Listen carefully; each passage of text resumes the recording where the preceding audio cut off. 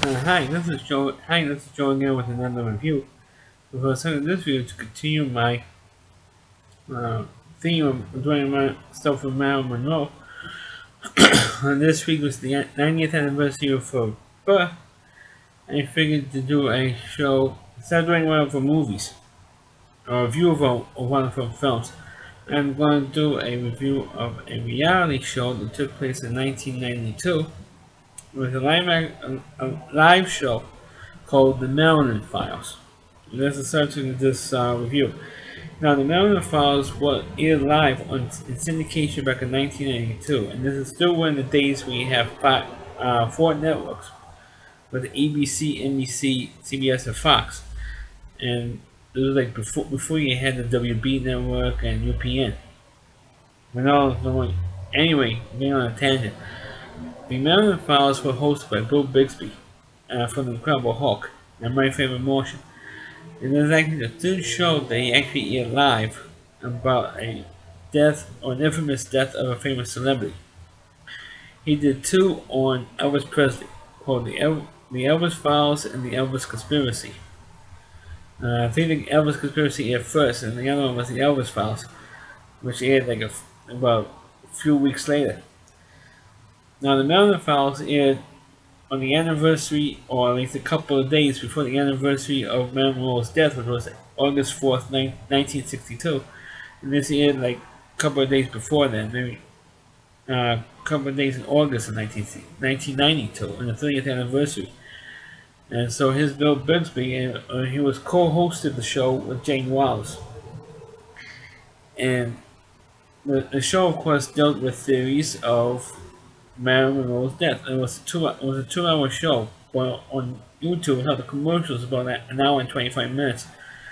And I think the person who posted cut out maybe about 2 or 3 minutes of one particular part, which eventually we hit on. What the show was, of course, talking about how the mysterious circumstances surrounding Marilyn Monroe's death, because of the inconsistencies of some of the stories. Most notably, of course, there was one particular police. They didn't call the police to about roughly about 4:25 in the morning on August 5th, 1962. And meanwhile, people believe that she had died like around 10:30 at night on August 4th. So why they waited so long to call? But it's at least 6 hours or 6.5 hours before they called the cops. Well, in actuality, they actually called EMTs, and one of the theories they brought out in the show was that they brought Marilyn Monroe to the hospital and pronounced her dead, and then they brought her back to her house, and they placed her in a position to help set up that she had committed suicide. Well, meanwhile, one of the theories is that Robert Kennedy was the actor who was the brother of then President John Kennedy, helped commit the murder of Marilyn Monroe. He was only then straight out accused Robert Kennedy of doing it, or the Kennedys directly, but indirectly, because they were involved in what was going on, involved in the cover-up. And of course, one of the theories that came out on the show was the fact that, hey, Marilyn Monroe did have affairs with John Kennedy and then eventually Bobby Kennedy. And that's one of the many, many rumors that came out in over 50 years since Marilyn Monroe died, was that she knew a lot what was going on. And one rumors is that Bobby Kennedy was going to divorce his wife and marry Marilyn Monroe. That's one of Marilyn was expecting to marry Bobby Kennedy, which of course obviously never happened. But and because of that, they figured, hey, she knew too much, or Marilyn Monroe was very dangerous to the Kennedys and to the Kennedy legacy, so they came up with possibly killing her. And of course, one of the stories that came out was by James Hall, and this is the part where I mentioned that it didn't have the full story.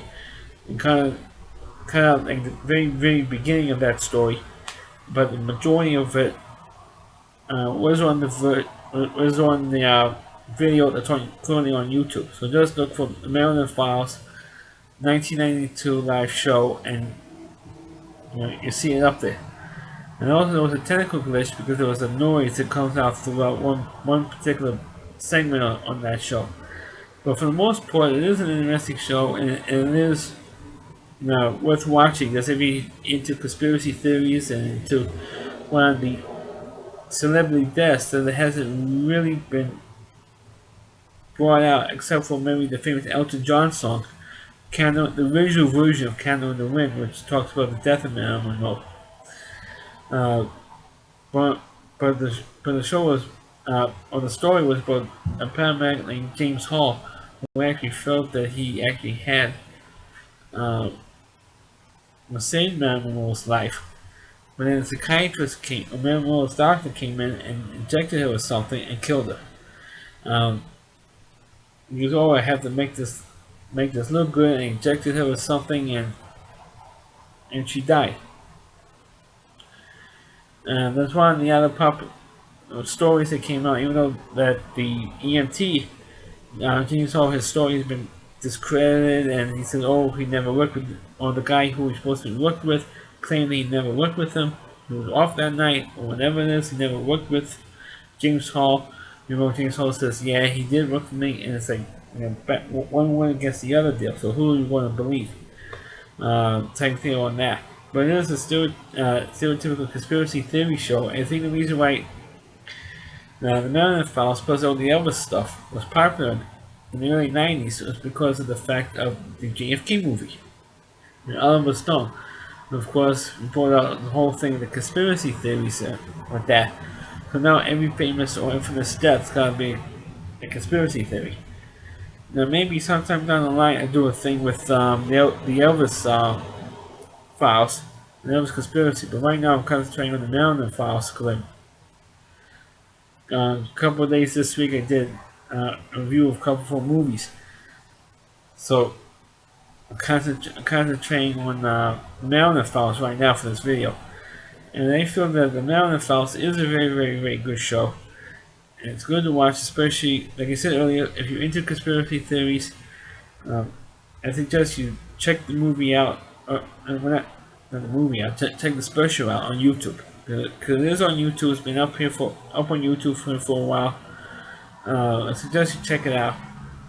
And of course, there's other shows about the death of Marilyn Monroe, but this one is the show because it delves into the conspiracy theories. But it is good, and of course, for me, the highlight of the show, was there was a DA who oversaw the autopsy of Marilyn Monroe, and he, all those years that, at least, I don't know if he had died since then, I have no idea, and if he has died, I hope he's burning in hell, because he helped with the cover-up.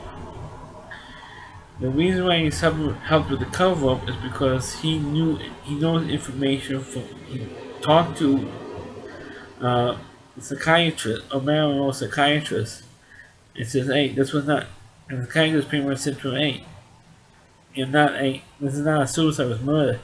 Like, we helped kill Marilyn Monroe, we all got away with it, it's all cover-up. And asked the DA to help with the cover-up, to help protect the Kennedys. And that's pretty much what the conversation is. I mean, everybody knew that this guy was covering up for the psychiatrist.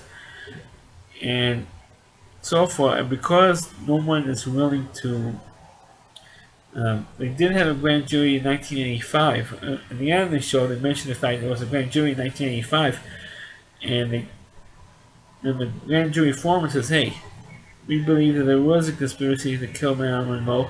If she did not commit suicide, she was killed. She was murdered. And of course, they didn't. The state of California didn't like that, so they switched to grand jury foreman. And the grand jury foreman shut down the investigation into the death of Marilyn Monroe, which was, I mean, if there's a scream cover-up and conspiracy, I don't know what the hell does. Well, I don't know what the hell is.